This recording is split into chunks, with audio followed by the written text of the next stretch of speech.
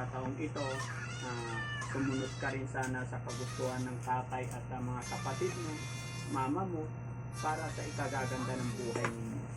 Sana kahit minsan, sumunod ka rin sana sa decision or payo nila.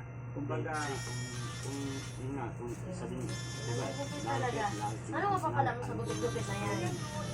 Kahit na, ano mapapala mo dyan? Umpisa na naman tayo na, nainisip Sahod mo. mo pag nagupit ka. Ako, may problema. Hindi ako namang mahirapan. Yung Huwag ka sa pagiging pagsahod. panganay kasi, pagiging isang pari. Yun ang inaano kaya Nabita nga yung parang dyan na. malapit siya sa Diyos. Kaya yung inaano niya, mahirap yung pagsabay niya pag-ibig. Si Swang dyan na magiging nagbibigyan, isama ka Diyos. Kaya sa kanya, Para buyag yung katawan, nagmana sa dada. yung buhay niya, buhay mahirap. Kaya mahirap ipaliwanag yun sa kanya. Kasi nga, Lumaki ang baby ko ng biglaan eh. kaya ang inaano niya, subukan niya lang yan. Kita ng gilat ni dadaan.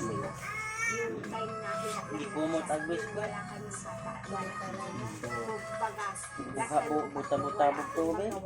hindi niya Pero si Ate Trixie talaga ang pinakamana. Bagtak kulang ka sa lang. yung strength kasi Tara daw! wala ako sa tabi niya na gumagabay sa kanya, wala kami sa gusto mo na niyang makatulong sa kanya yung ano mo na Ito tayo mo na o dali.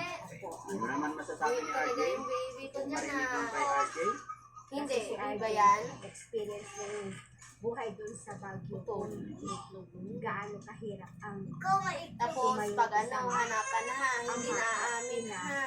na sa kanyang ina, imbis na siya ang gabayan, siya ang gumabay sa akin doon. Opo. At hindi lang ako ang ginabayan niya, pati ibang taong taga doon, nagabayan din sila.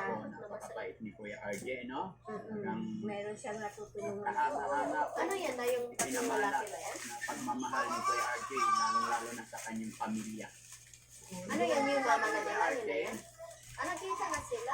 Gumaling na. Sige lang, para maging maayos kung lahat. Hindi lang physically ang kanyang nabuo doon, kundi yung pakikisama sa mga tao doon, na ituring niya silang kapamilya lahat. Malaking kapamilya. Hindi isang kapamilya na yung ditong ama, ina ang magkasama sa isang bahay at yung kanyang pamilya regular o permanent. Doon, ang laki ng naging pamilya niya. Ilang oras Kahit naman ano din naman ito mas sa kanya, mata. tinatanggap niya. Lalo Kaya wala hindi din siya pala makalimutan din. Kung pwede na lang, Ang dami nga daw siyang araw, kanyang hindi. pag-ibig mabubuo doon. Galing sa kasi Yung isa talaga na sa kanya. Ina mo kanina, inaagaw Okay. na naman yung sa Ate Trixie niya. Pinuha yung lagayan.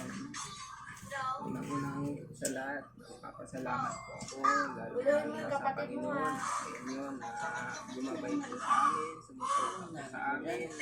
Kayo din po, Daddy Frankie. Ay, dyan mo pa talaga. Ito na kamit na po namin yung Talaga, ang galing sa gamitan pa talaga. Ang attitude niyan. pamilyang Attitude na ko ang taon mga parang hindi po lang isa sa buo.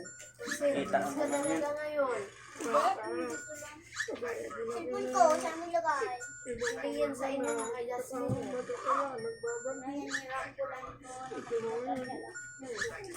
Napakita-kita yan. Lalo kay Julie.